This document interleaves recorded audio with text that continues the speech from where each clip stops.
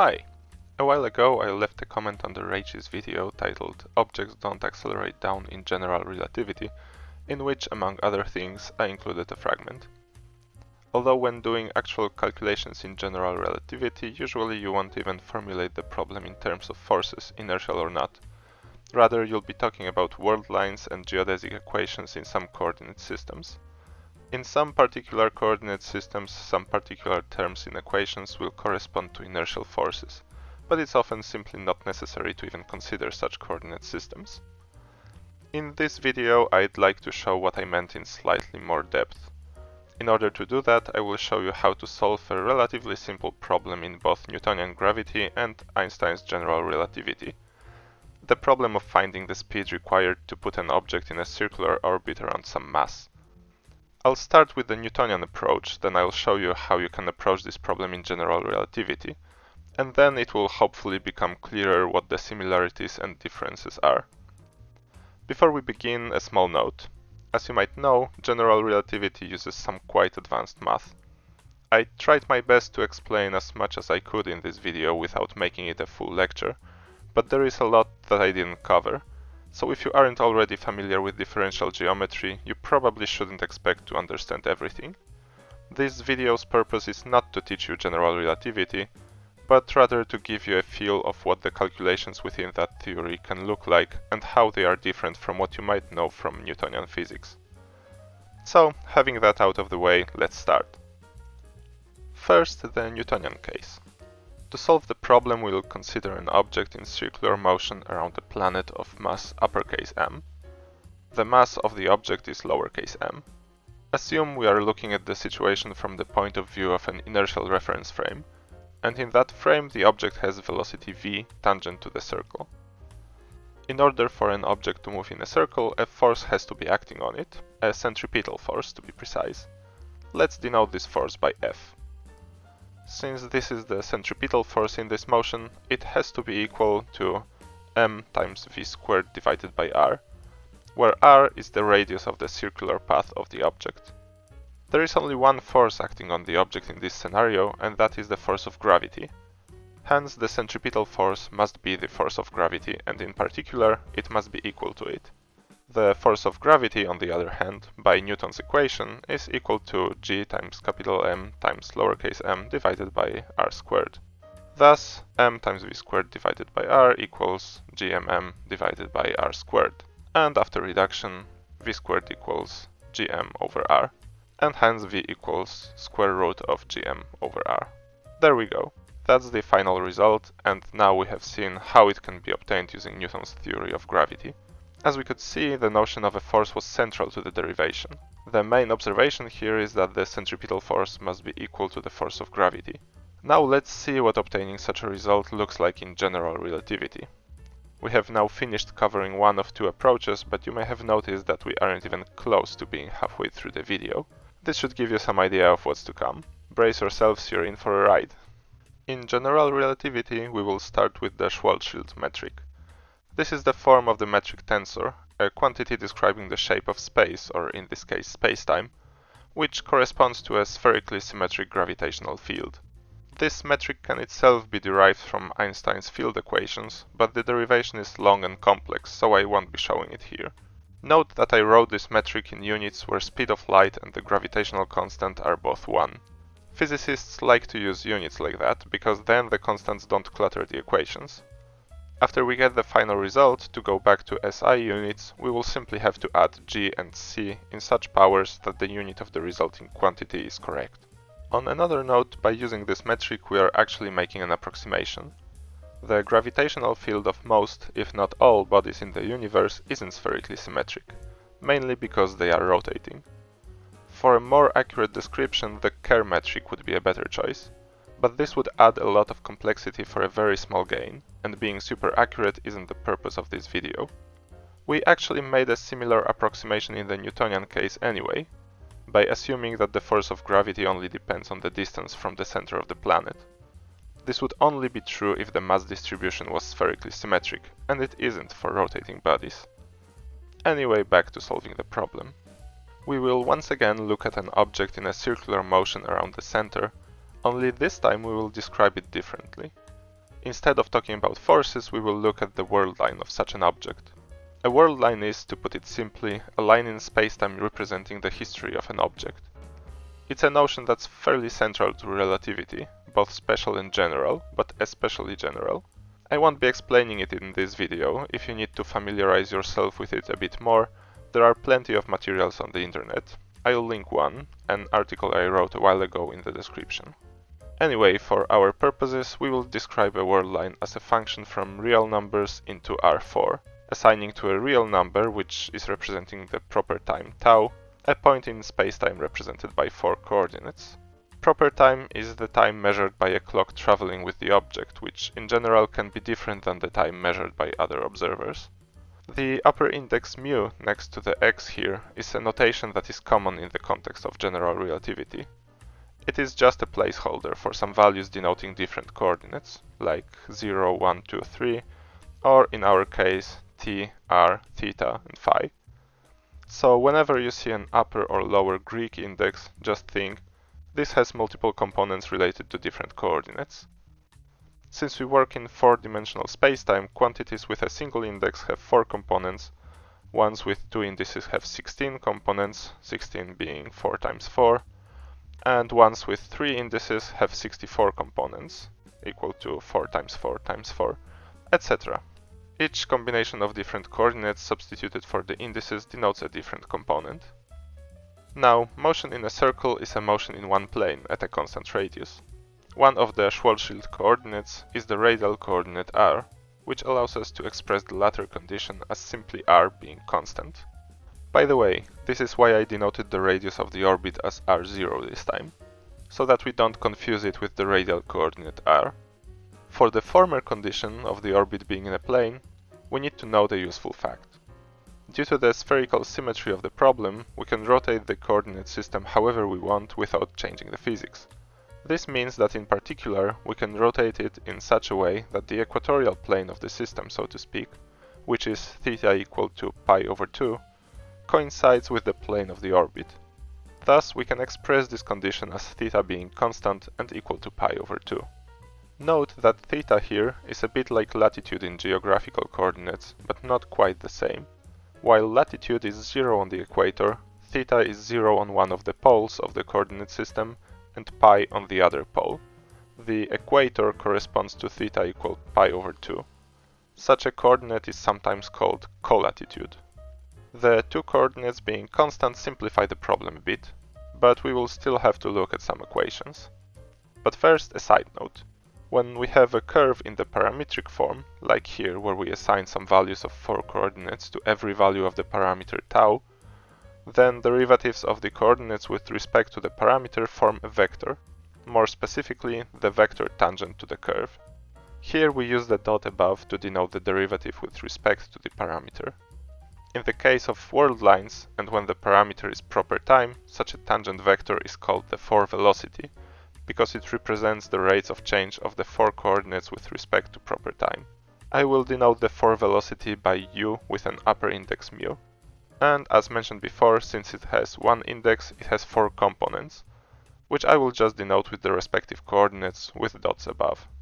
The important thing here is that the square of such a 4-velocity, which can be calculated using the metric like this, is always 1 for massive particles and 0 for massless particles, but that's not really relevant at the moment.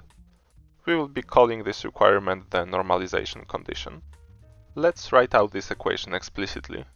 The way this is written uses something called the Einstein summation convention, which says that whenever an index is repeated once as an upper index and once as a lower index, it denotes a sum over all the possible values of this index.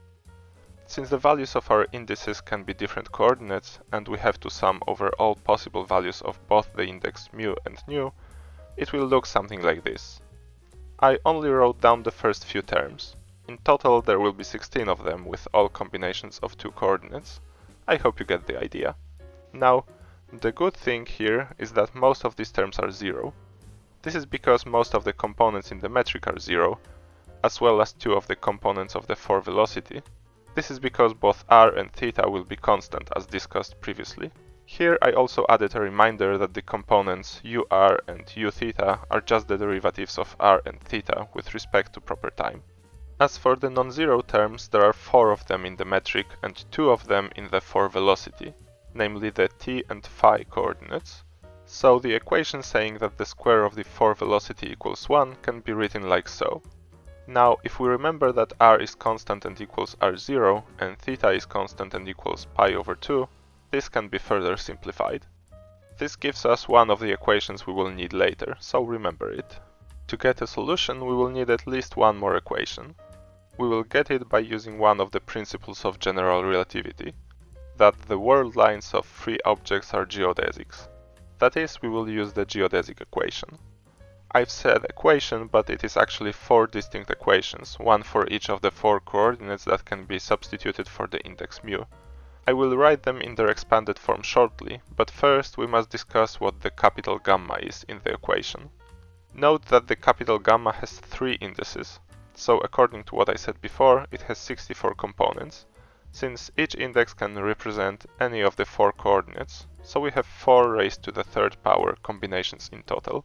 These 64 components are called the Christoffel symbols, and they encode how curved the coordinate system is, and they can be calculated from the metric.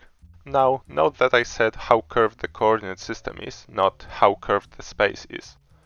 This is because you can have non-zero Christoffel symbols even in a flat space, if you choose curvilinear coordinates. For example, they are non-zero in spherical coordinates in Euclidean 3D space. There is another quantity encoding the curvature of the space itself, called the Riemann tensor, and it can be calculated from the Christoffel symbols, but it's something outside the scope of this video. Okay, so how do we calculate the Christoffel symbols? The procedure doesn't require much thought, and I already showed it on another example in my video about the differential geometric approach to refraction. It goes like this. First, we start with the metric tensor and its inverse, called the inverse metric. Then we calculate the derivatives of the metric. A particular combination of the derivatives is then almost the Christoffel symbols, but with all 3 indices lowered. I won't go into details of what it means here.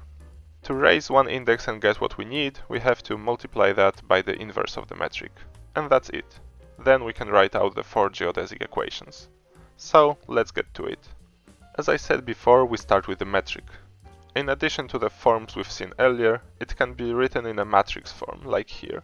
Such a form will make it easier to see what the inverse is. Because this is a diagonal matrix, the inverse of this matrix is also diagonal, with the terms on the diagonal being simple reciprocals of the terms in the metric. We can also explicitly write the non-zero components of the metric as well as the inverse metric. This will make it easier to later see which terms in the equations are zero and can be instantly omitted. As we can see, in both cases only the tt, rr, theta, theta and phi, phi components are non-zero, all the others are zero. Let's calculate the derivatives. Note that only the derivatives of non-zero components of the metric can be non-zero, so right away we can only focus on the derivatives of gtt, grr, g theta theta and g phi phi. Let's start with gtt. It only depends on r, so only the derivative with respect to r is non-zero and it equals 2m over r squared. Next up is grr. It also only depends on r, and the derivative with respect to r is what you see on the screen. Next, g theta theta. It again only depends on r and it's relatively simple, its derivative being just negative 2r. And finally, g phi phi. We have its derivative with respect to r equal to negative 2r sine squared of theta, but this is not the only non-zero derivative. This component also depends on theta, so the derivative with respect to theta is also non-zero.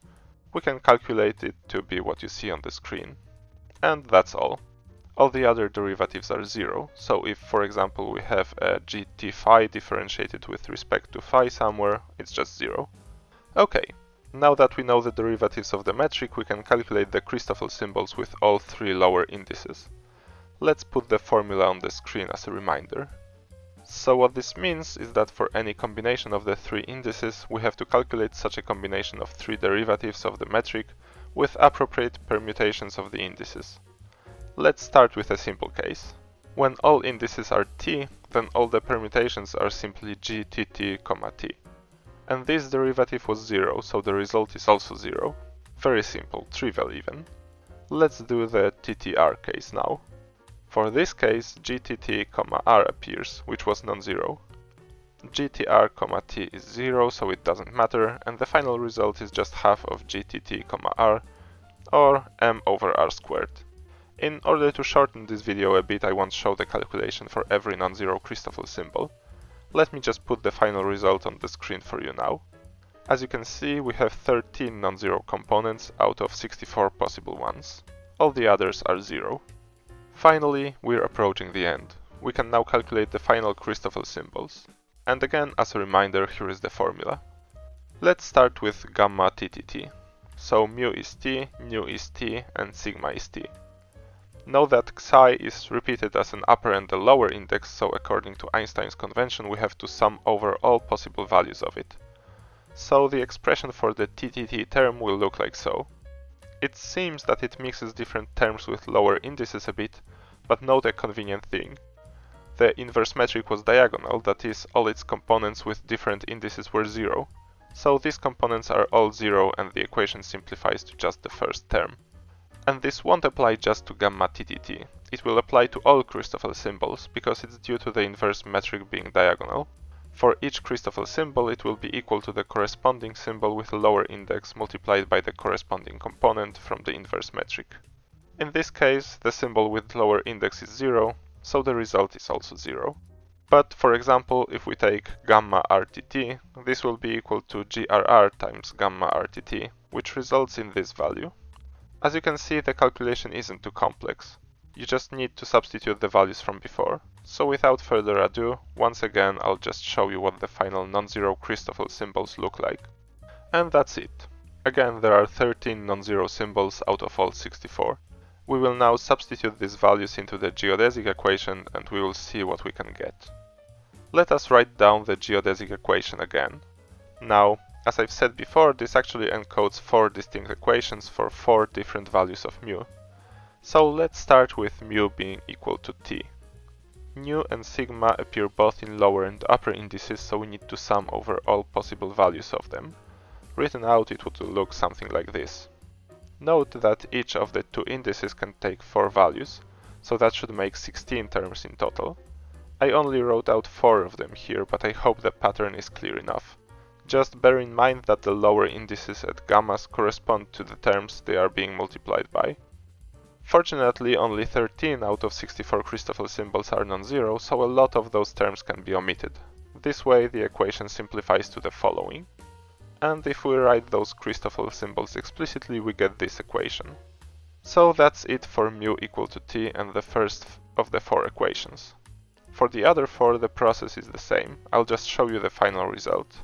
For mu equal r, for mu equal theta, and for mu equal phi. Now, remember that we are considering a circular orbit, where both r and theta are constant. This means that r double dot, r dot, theta double dot, and theta dot are 0. Moreover, we assume theta to be pi over 2, which means cosine of theta and cotangent of theta are both 0 as well. Thus, all of these terms are 0, and so all of these terms can be struck out. Also, since theta is pi over 2, sine of theta is 1. All of these equations become much simpler when we take that into account.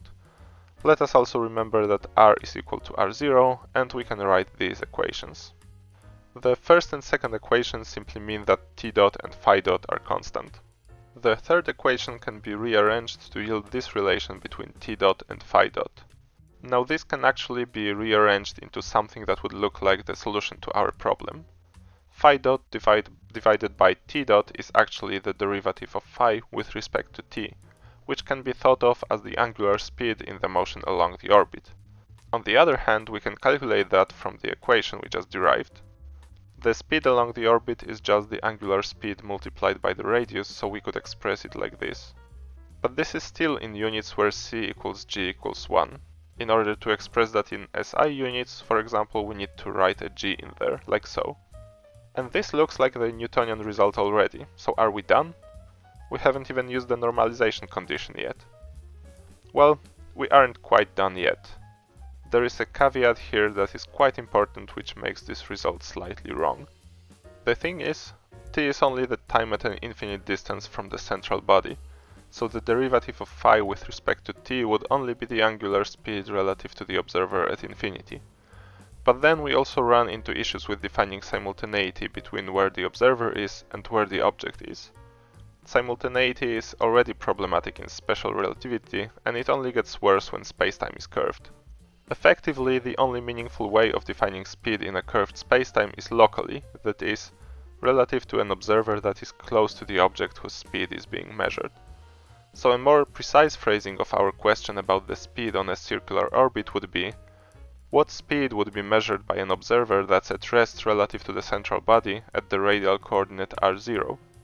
The result we got is not an answer to that question. And to get a proper answer, we need to go a bit deeper into how speed can be defined in general relativity. Let us go back to special relativity for a moment and consider an object moving relative to some reference frame, which will represent as the tx system of coordinates here. For now we will look at the problem in just 2 dimensions, but it generalizes to 4 dimensions in a rather straightforward way. Let's start by looking at the world line of the object, which will make some angle alpha with the time axis of the reference frame. The tangent of this angle will be equal to delta x over delta t, which is simply the speed of the object v. Cool. Now what about 4 velocity, or should I maybe say 2 velocity since we're looking in 2D? It will be a vector along the world line, which I will denote u mu. Now, ux over ut is exactly tangent alpha, which is v, which means that ux equals v times ut. Let's denote ut by some letter, say gamma. Then ux equals gamma times v. Now, what is gamma? We will again use the normalization condition, which can be written as g mu nu times u mu times u nu equals 1. In this simplified 2-dimensional case, G is simply a matrix that has 1 and minus 1 on the diagonal. In the 4-dimensional case, there would be 3 minus 1s instead of just 1. And so the normalization condition becomes this. Or if we substitute gamma and gamma times v for ut and ux, we get this. This equation can be solved for gamma, yielding the formula that might look familiar to those of you who know special relativity. Only I'm still using the units where c equals 1, so in the more familiar form, the v squared would be divided by c squared. This quantity is sometimes called the Lorentz factor, and it's central to special relativity and phenomena like time dilation or Lorentz contraction. However, here we're mostly interested in the fact that knowing gamma, we can recover v. The last part is how to get gamma if we know the 4 velocity of the object. This might seem obvious, just take the t component of the 4 velocity and we're done. But that would be wrong. It would work in some special cases like this one, but in general the t component of a vector is not a geometric invariant. In fact, in some coordinate systems there might not even be a t component, so we need to be smarter than that. A way to do it is to use the 4 velocity of the observer. In our case, the observer's 4 velocity, which I'll denote by O mu for observer, is along the time axis, so it only has the t component. And the normalization condition implies that OT is simply 1. Why are we going through all this trouble? Let's see what the scalar product of the observer's 4 velocity and the object's 4 velocity is. The scalar product can be written in terms of the metric as g mu nu times O mu times u nu. And in this case it is just OT times UT minus OX times UX. But OX is 0 and OT is 1, so this is just UT, which is gamma. And this way of calculating gamma works always. The scalar product of 2 vectors is a geometric invariant. It doesn't depend on the choice of the coordinate system. So as long as we have the 4 velocities of the observer and the object, we can calculate the Lorentz factor of the object relative to the observer. What's more, it also works if the spacetime is curved, because it can always be locally treated as flat, as long as both the observer and the object are in the same local part of spacetime. So this is how we will approach the final calculation of the orbital speed. We will define the 4 velocity of the observer, calculate the 4 velocity of the object in orbit, and then figure out the speed through their scalar product. So let's go back to the equations we have figured out. We have the equation coming from the normalization condition and the equation coming from the geodesic equations. The second equation expresses phi dot in terms of t dot, so let's substitute that into the first equation. This can be solved for t dot, yielding the following result. Now we can multiply that by the square root of m divided by r0 cubed as per the second equation, and we get phi dot. This way we have the full 4 velocity of the object in a circular orbit. Remember that the remaining two components, r dot and theta dot, were 0. Let's remember those results and try to figure out the 4 velocity of the observer next. So, as mentioned before, we will consider an observer who is at rest at the same altitude as our orbiting object. Of course, in reality, in order to be at rest at an altitude of, say, the ISS, such an observer would either have to sit on top of a huge tower or constantly burn rocket engines. But it doesn't matter. In principle, such an observer is possible, and that is what counts. Being at rest means that the observer's r, theta and phi coordinates don't change, so the only non-zero component of their 4 velocity will be the time component ot. The normalization condition is g mu nu times o mu times o nu equal to 1. Because only ot is non-zero, this simplifies to just gtt times ot squared, which, after substituting gtt, is what you can see on the screen. This implies ot being equal to such a square root. Okay, so now we know the 4 velocity of the observer and of the object, and we can now calculate the speed of the object relative to the observer. To do this, first we calculate gamma using the formula derived before. Again, because ot only has a non-zero time component and the metric is diagonal, this simplifies to just this, which after substituting all the values comes out to this. This looks a bit ugly, but the end result is actually relatively simple. Okay, but this is just the Lorentz factor. Let's calculate the speed. This is the formula for the speed based on the Lorentz factor, which after substituting the above result and simplifying everything boils down to just such a square root. This is in units c equals g equals 1, so let's sprinkle some g's and c's on it to get the result in SI units, and we get this formula. This, finally, is the end result in general relativity. You can see that it's actually almost the same as the Newtonian result, except for this small correction here. And I say small because, for example, in the case of Earth, it is just below 9 mm. Subtracted from the radius of an orbit on the order of 7,000 kilometers, this is a completely insignificant correction for most purposes. Note that the calculations I've shown above can be found on Wikipedia, in the article about circular orbits under this link. I'll also post a link in the description so that you don't have to retype it into your browser if you want to visit it. Fun fact, it was actually me who added that part of the article back in 2012. Anyway, to sum up, let's show the final results again. In Newton's case, that was derived by considering some forces and equating one force to another one. In Einstein's case, no forces were mentioned at all. The derivation went completely through some geometric considerations, like world lines, 4 velocities, and imposing some conditions, such as the normalization condition for 4 velocities or the geodesic equation. And as we can see, the results are almost the same, barring a small correction that appears in the relativistic case, which is usually completely insignificant. And that's even though the calculations themselves were completely different and had almost nothing in common. So that's it. If you made it to here without being scared off by all the maths, hats off to you. I hope that even if not everything was completely clear, I managed to at least provide a window into how general relativity works under the hood, and what the calculations in that theory look like. If you have any questions, feel free to ask them in the comment section or on my Discord. You'll find the link in the description. Thanks for watching and see you in the next one.